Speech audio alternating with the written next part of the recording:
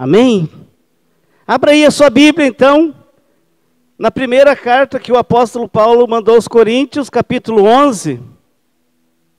E hoje nós vamos tratar algo que é muito importante, da Santa Ceia. E eu quero pegar essa instrução do apóstolo Paulo, onde ele dá uma instrução muito forte para nós, capítulo 11, versículo 23. E eu creio que quando nós entender o que está aqui, essas verdades, certamente que nós vamos romper em algumas áreas que, como falou muito bem aqui o irmão César, nós vamos entrar e andar como igreja numa dimensão muito maior e muito mais alta. E diz assim, a partir do versículo 23, eu estou lendo na NAA, que é a nova versão Almeida, atualizada, ela é bem clara e vai trazer uma compreensão muito boa para nós. No versículo 23, Paulo começa dizendo algo muito profundo, ele diz, porque eu recebi do Senhor o que também lhes entreguei. Veja que Paulo tinha tido um encontro direto com Jesus, e ele diz, eu recebi do Senhor. E o que eu recebi do Senhor eu também lhes entreguei, que o Senhor Jesus, na noite em que foi traído, pegou um pão, e tendo dado graças, o partiu e disse, isto é o meu corpo que é dado por vocês. Façam isto em memória de mim. Do mesmo modo, depois da ceia, pegou também o cálice, dizendo, este cálice é a nova aliança no meu sangue. Façam isto todas as vezes que beberem em memória de mim. Porque todas as vezes que comerem este pão e beberem o cálice, vocês anunciam a morte do Senhor até que Ele venha. Por isso, aquele que comer o pão ou beber o cálice do Senhor indignamente, será réu do corpo e do sangue do Senhor. Que cada um examine-se a si mesmo, e assim coma do pão e beba do cálice. Pois quem come e bebe sem discernir o corpo, come e bebe juízo para si. É por isso que há entre vocês muitos fracos e doentes, e não poucos os que dormem. Porque se julgássemos a nós mesmos, não seríamos julgados. Curve aí a sua cabeça e vamos orar. Espírito Santo, nós queremos te agradecer. Espírito Santo, nós te damos toda a honra, toda a glória. E queremos, Senhor, ser guiado por ti. Espírito Santo, aquilo que o Senhor quer revelar para cada um de nós dessa noite. Que não haja nenhum impedimento, nenhum atrapalho para que nós possa, nessa noite, entender essa instrução que o Senhor está dando a nós, para que cada um de nós nos examine a nós mesmos. Ajuda, Espírito Santo, que nós não venha participar nem do pão, nem do cálice, Senhor, sem discernir o corpo do Senhor. Espírito Santo, abre a nossa visão espiritual nessa noite, e dá um entendimento alto para que nós possamos compreender essa altura e essa grandeza do teu amor, do Senhor Deus ter entregado o teu Filho por cada um de nós. Derrama graça nessa noite, graça em abundância, graça sobre graça, aleluia, graça poderosa, graça eficiente, graça eficaz, graça salvadora sobre as nossas vidas. Em nome de Jesus, Pai. Amém. É interessante, queridos, que a Santa Ceia, ela é algo muito maravilhoso e já temos celebrado algumas vezes a Santa Ceia e deixando um tempo muito pequeno para nós falar da importância que é esse ato de nós, memorizar e trazer em memória, ou fazer memória de mim, como disse o Senhor. Isto tomai em memória de mim. Nós relembrar, nós melhorar nossa memória nessa noite, nós trazer algo à nossa mente. O que é a Santa Ceia, né? A importância da Santa Ceia, né?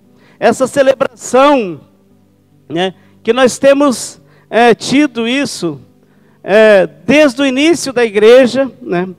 E às vezes nós tomamos a Santa Ceia até meio que no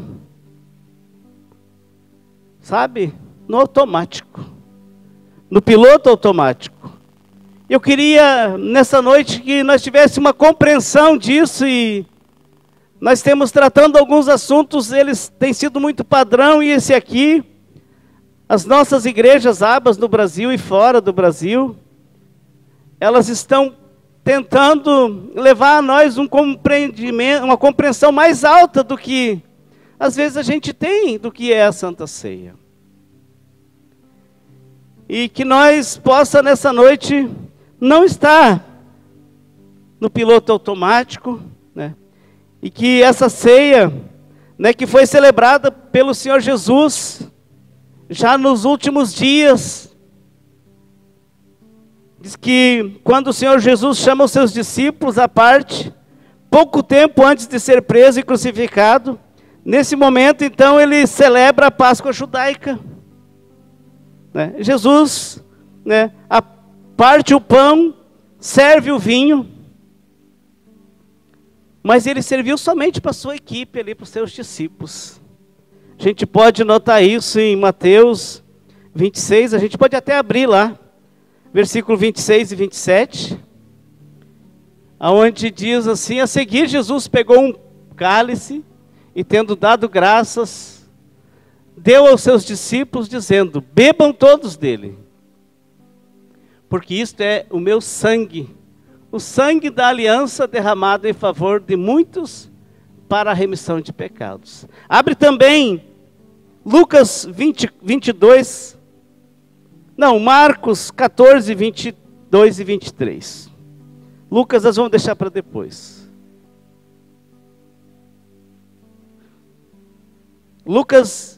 Marcos 14, 22 e 23. Marcos 14, 22 e 23. Enquanto comiam, Jesus pegou um pão e, abençoando, partiu e lhes deu, dizendo: tome isso, é o meu corpo.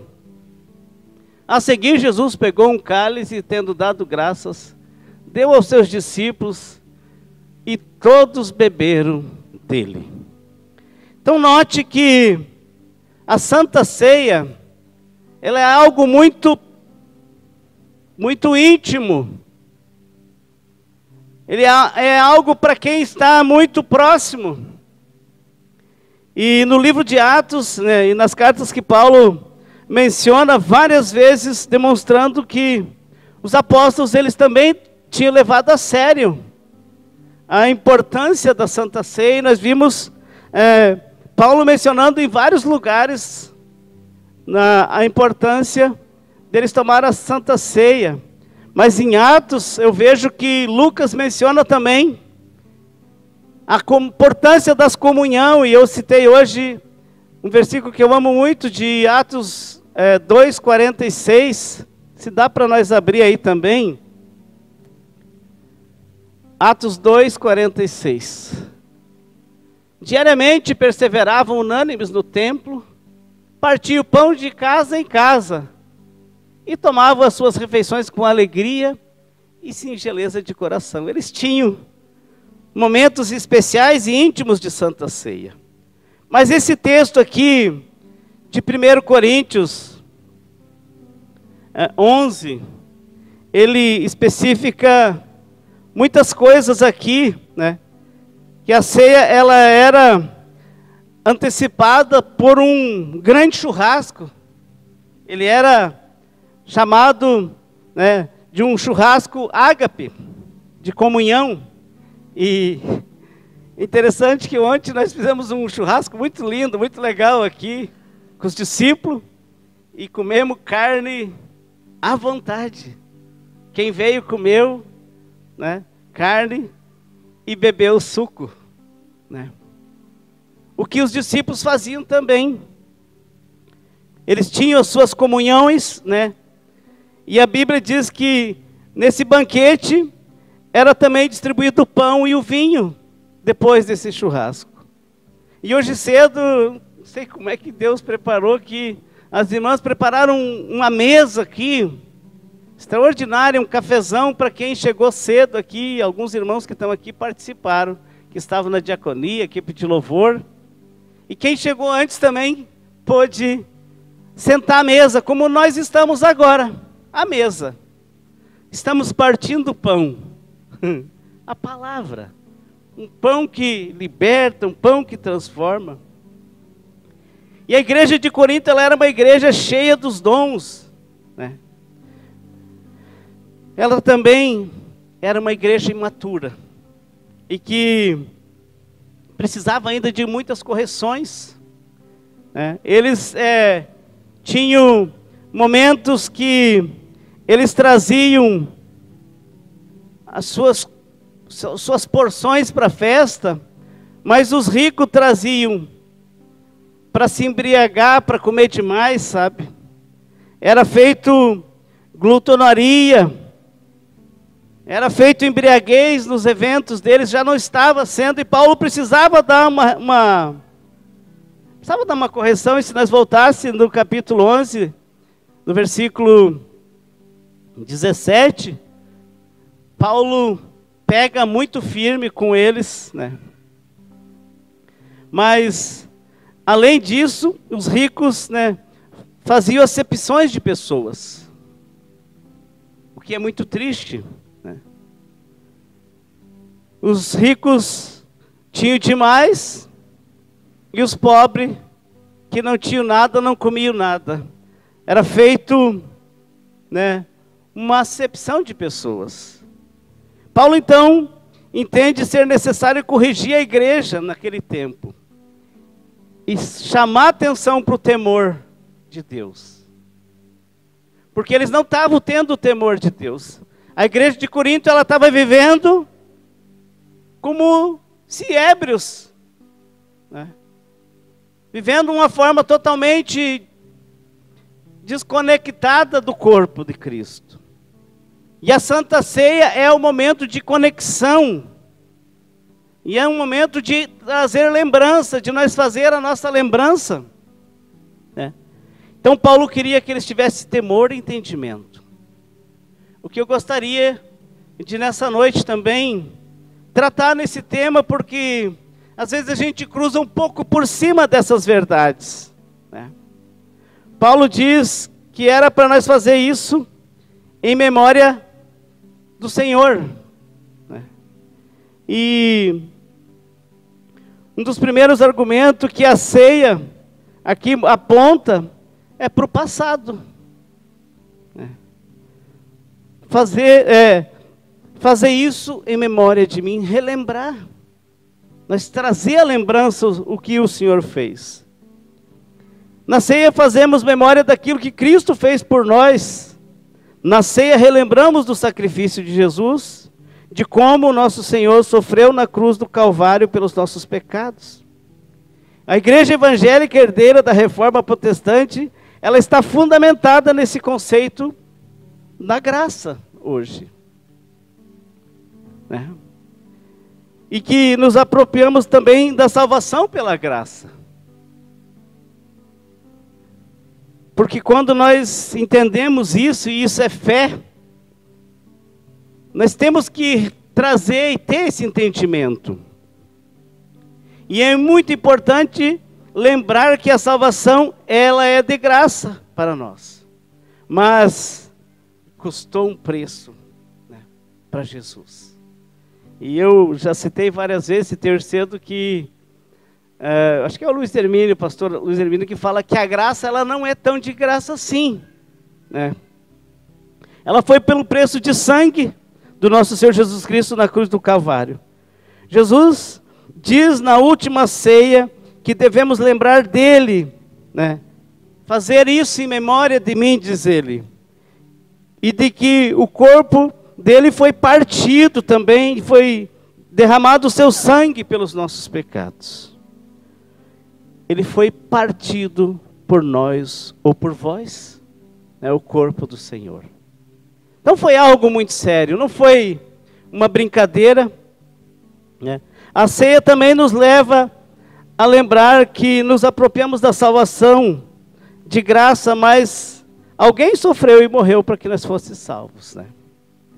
E o grande teólogo, e eu não sei, hoje cedo eu falei, não lembro se foi você, Hannah, que me mandou uma foto um dia do livro Discipulado do Dietrich Bonhoeffer, não foi você que me mandou?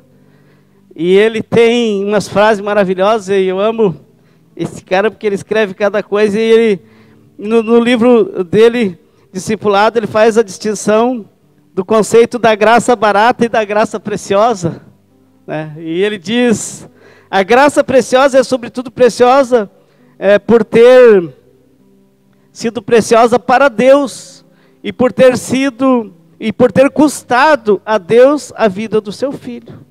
Vocês, ele diz, foram comprados por preço, e não pode ser barato para nós aquilo que foi caro para Deus. Imaginamos nós, queridos, né, entregando um filho, como Deus fez entregando o seu filho. Imaginamos nós, queridos, vendo o nosso filho caminhando no caminho para o Gólgota. Imaginamos nós, o nosso filho, sendo chicoteado, sendo espancado, até o momento de ser pendurado no madeiro. Imaginamos nós essa cena. E por isso que aqui nós olhamos para trás, para nós entender um pouco a respeito de como a graça chegou em nós. E Bonhoeffer, ele fala dessa graça, né, preciosa, né, e que não foi barata. A ceia nos faz lembrar de como devemos valorizar a nossa salvação, pois ela foi de graça para nós, mas custou a carne e o sangue do nosso Senhor. Jesus, ao dizer, fazei isso em memória de mim, ele nos desafia a olhar para aonde, né? Olhar para ele, né? Olhar para trás, olhar pela forma que ele preparou um caminho, né? Ele morreu por todas as nossas dívidas, mas ele pagou um preço, e um preço do sangue que era o meu e o seu pecado. A ceia também nos leva a lembrar o sacrifício pelos pecados que eram exercido também quando iam para o tabernáculo, quando levava ali os animais, né, para o sacerdote. Então a pessoa trazia um animalzinho, e ele chegava lá, e o sacerdote tinha que examinar como é que ele era, se ele era perfeito, se ele estava no padrão para ser sacrificado, né? E o pecador que levava o cordeiro puro, sem mácula, ele conduzia esse cordeiro diante do sacerdote. O sacerdote fazia aquela apreciação e observava, né, a pureza do cordeiro, não do pecador. Olha que coisa importante. O pecador colocava a sua mão sobre a cabeça do cordeiro e olhava para os seus olhos, enquanto o sacerdote oferecia aquele cordeiro a Deus. Depois, o próprio pecador é que tinha que imolar o animal.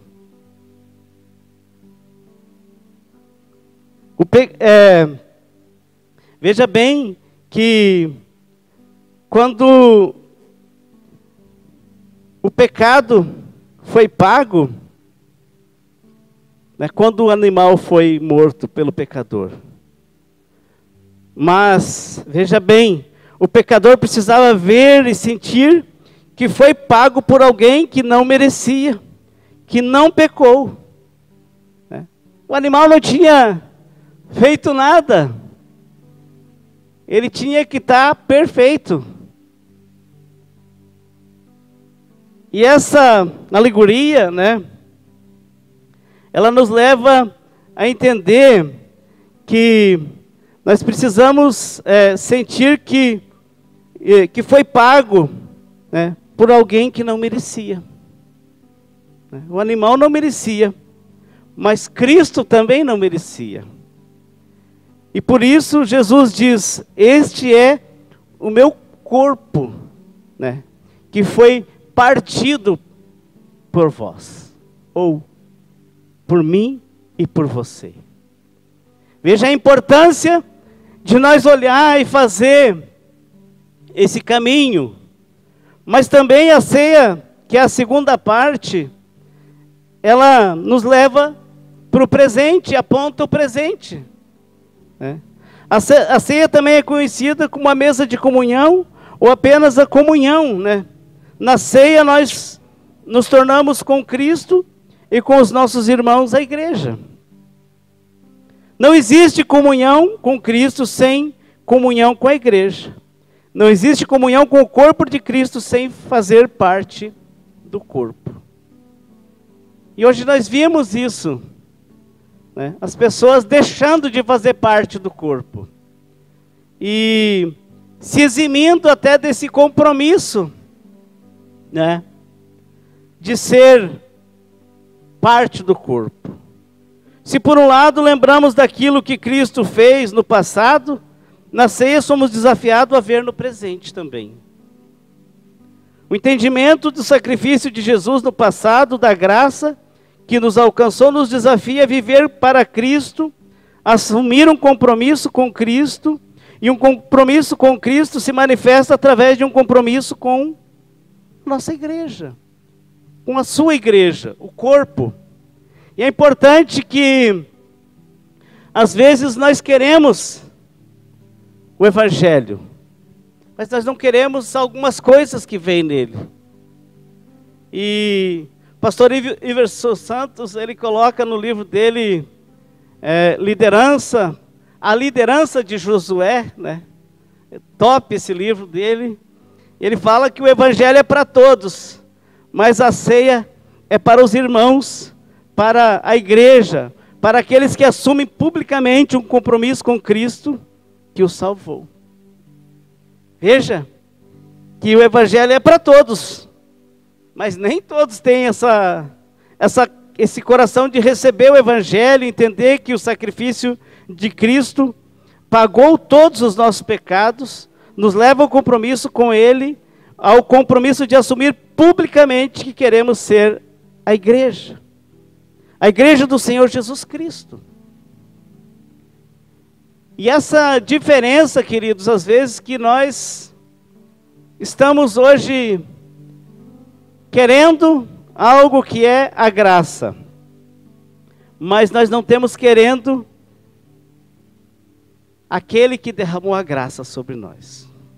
Por isso a ceia é para a igreja, para aqueles que assumem o compromisso com Cristo através do batismo, né, que é um dos requisitos, né?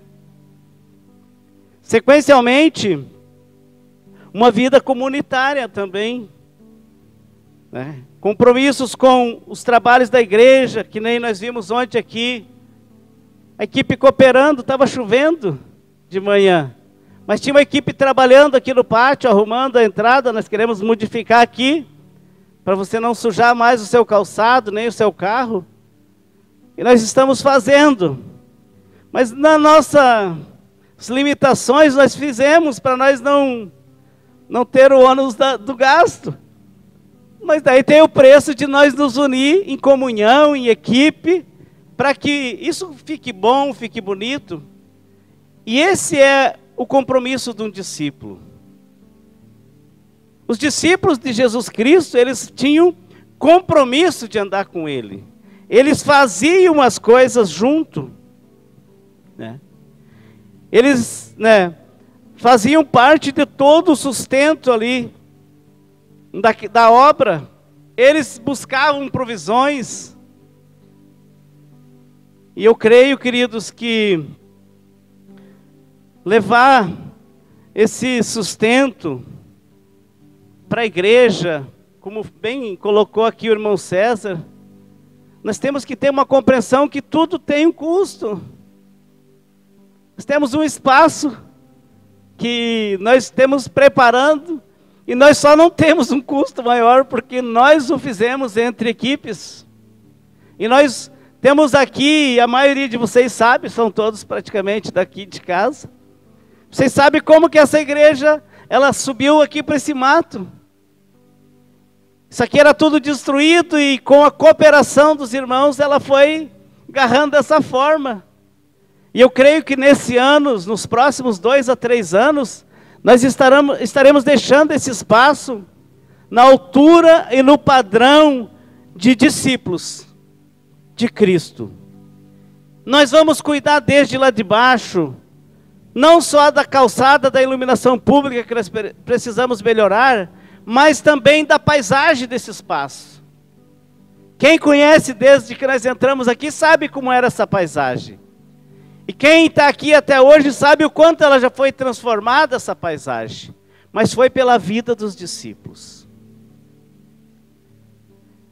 Se não há da nossa parte uma resposta à graça de Jesus, nós estamos barateando o sacrifício que Ele nos fez. Tornamos-nos apenas ouvintes e não praticantes, como diz o apóstolo Tiago, enganando a nós mesmos. Nos tornamos apenas olhando de longe. Aqueles que querem até ouvir Jesus, querem até receber o milagre de Jesus, mas que fogem diante de um chamado para ser discípulo. São os que querem o bônus do que Jesus faz, mas não querem assumir o ônus. A multidão que acompanhava Jesus, ela gostava de estar onde tinha milagres, onde tinha multiplicação de pães e de peixes, onde a mesa estava servida abertamente, onde havia muitas curas, a multidão estava. Mas quando o Senhor Jesus chamou eles para um compromisso mais perto, eles disseram: duro é esse discurso. E a Bíblia relata que muitos o deixavam de seguir Jesus. O preço do discipulado, ele é um preço alto. E quando nós quiser viver essa vida de receber, os benefícios, nós também precisamos entender que nós precisamos entrar com a nossa parte do nosso compromisso. Como discípulos, o discípulo, ele busca formas de servir. Ele anda em discipulado, ele discipula, ele cuida. Ele não fica de longe. Ele não quer só o bônus. Ele assume também o ônus, de ser discípulo. E a ceia não é para estes que querem só o bônus. Na última ceia, Jesus partiu o pão com aqueles que eram verdadeiramente os seus discípulos. Nós vimos ali em Marcos, nós vimos ali em Mateus, nós vimos ali em Lucas. Ele chamou os seus discípulos e ele serviu a ceia com aqueles que andavam com ele. E isso é uma compreensão que nós precisamos ter, porque aqui Paulo deixa bem claro nesse texto. E Bonhoeffer diz que a graça barata é a pregação do perdão sem um arrependimento. É o batismo sem disciplina comunitária. É a ceia do Senhor sem confissão dos pecados. Uma coisa que o irmão que ministrou aqui, ele clareou para mim o texto. É o momento de nós vir pedir perdão também, no momento da ceia. É o momento de conserto. É o momento de nós aproveitar para que nós possa, se tiver alguma coisa, ir ter com o seu irmão. Porque a ceia é o momento de arrependimento. E sem arrependimento não há perdão dos pecados. Por isso, a ceia para a igreja. E a igreja são aqueles que foram alcançados pela graça salvadora, se arrependeram dos seus pecados, foram feitos novas criaturas, como consequência disso deram o testemunho público da sua fé através do batismo. Nós temos para marcar um batismo nesses próximos Mas nós temos o nosso padrão para batismo. É para discípulo que está em discipulado, que já compreende a visão da nossa igreja, e já está entendendo o propósito que nós estamos trabalhando, que é o ir de fazer discípulos. Nós estamos para fazer um batismo agora, nesses próximos meses. A ceia é para aqueles que se batizaram. E não apenas isso, para aqueles que estão em comunhão com Cristo e o seu corpo. Alguns podem ter sido até cortados dessa comunhão. Por quê? Porque eles deixaram de ser igreja. Tem pessoas que abandonou. Ela não quer mais andar, não. Eu tomo a ceia em casa. Eu assisto os podcasts que mais me agradam. Tem muitos e ótimos podcasts e eu amo, vivo assistindo. Mas é que nem podcast, é que nem tu olhar, não, essa página aqui da Bíblia eu não vou querer, eu vou arrancar ela fora, eu vou tirar. Porque quando toca nas feridas, a pessoa muda e quer assistir outro. Paulo diz que esses são aqueles que andam com comichões nas orelhas, né? São amantes de si mesmo, andam enganando e sendo enganados. Nós não podemos se separar do corpo. Um membro não pode ser tirado do corpo, senão ele vai morrer. Tira um pé fora, corta um pé. 2 dias ele já não existe mais. Tira um braço. E a Bíblia compara nós como os membros do corpo de Cristo. Então eu sou uma parte, junto com o pastor Henrique, eu sou uma parte com o Lucas, eu sou uma parte com o Marcos, eu sou parte desses membros do corpo de Cristo. E eu não posso me separar dessa comunhão, eu não posso me excluir de ser igreja, eu não posso deixar de ser igreja. Por isso que Paulo diz aqui, no versículo 30, ele diz: por isso que há entre vocês muitos fracos e doentes, e não poucos os que dormem. São pessoas que estão se excluindo da comunhão. O que eles começam a ficar fracos primeiro, depois adoecem, e depois dormem. Isso é muito sério, queridos. E a Santa Ceia, o momento de partir o pão, é para nós trazer memória o que Jesus fez por nós. É para nós melhorar nossa memória.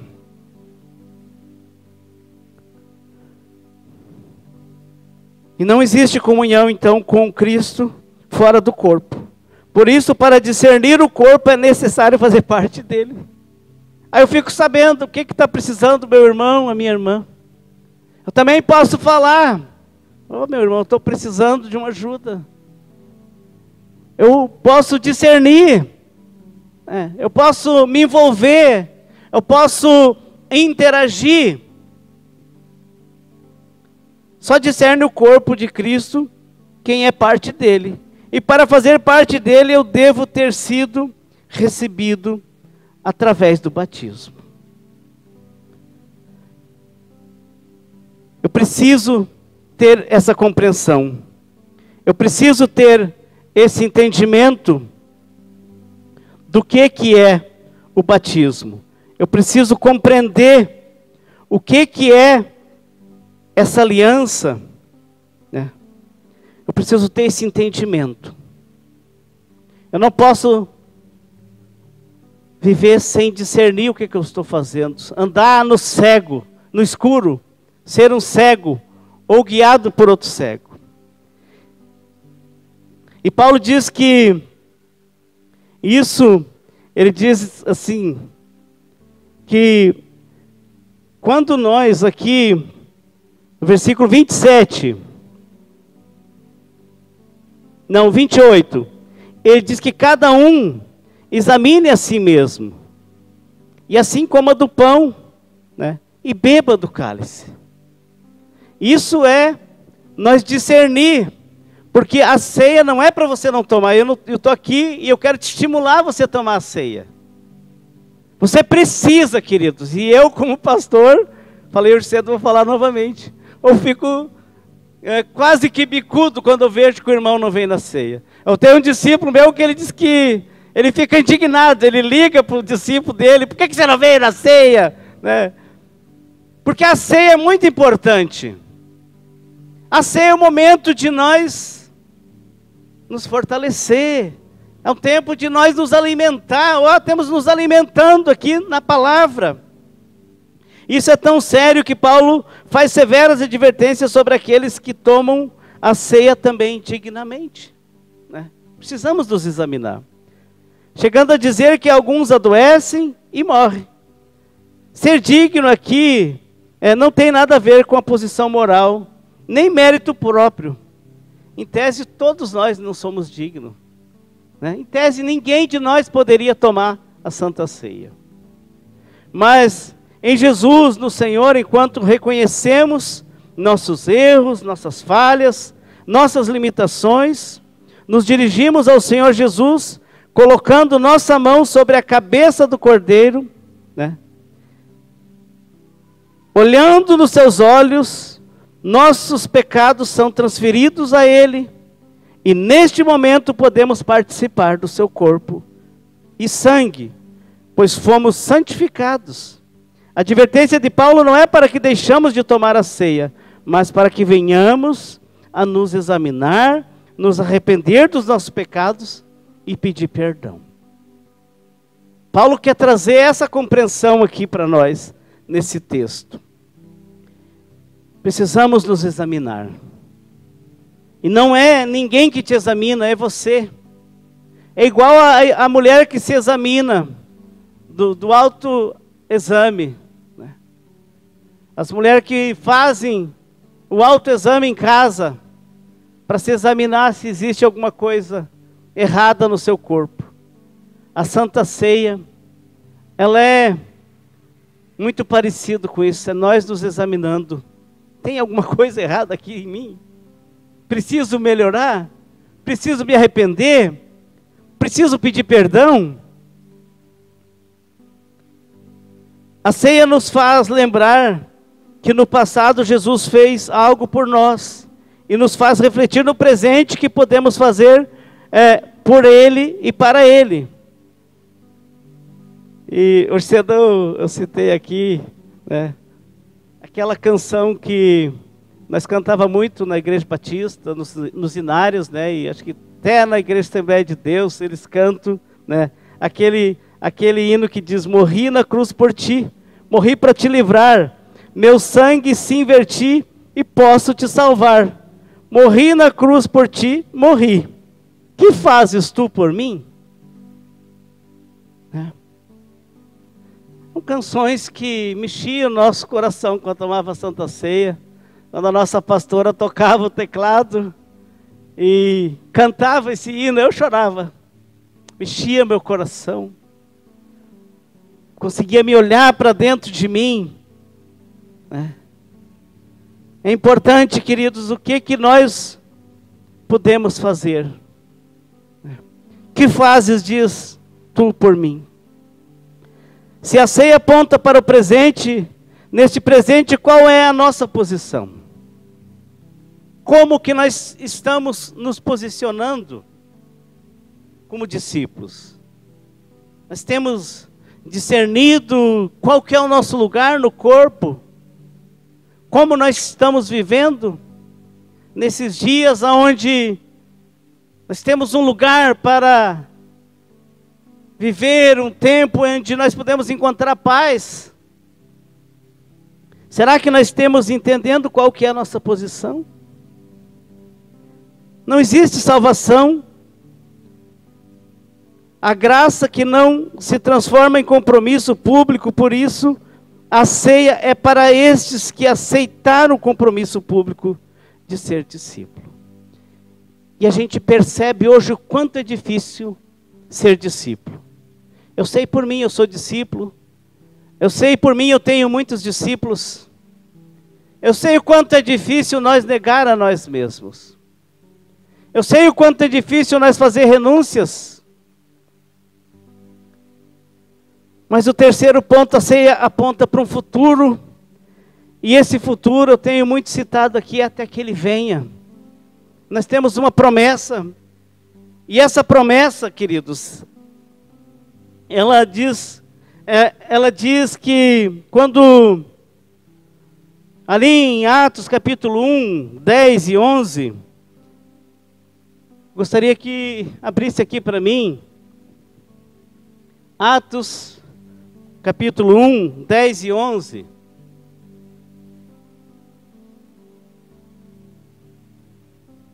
Paulo diz que nós devemos celebrar a ceia do Senhor até que Ele venha. Vou abrir. Abriu? E estando eles com os olhos fixos no céu, enquanto Jesus subia, eis que 2 homens vestidos de branco se puseram ao lado deles e lhes disseram: homens da Galileia, por que vocês estão olhando para as alturas?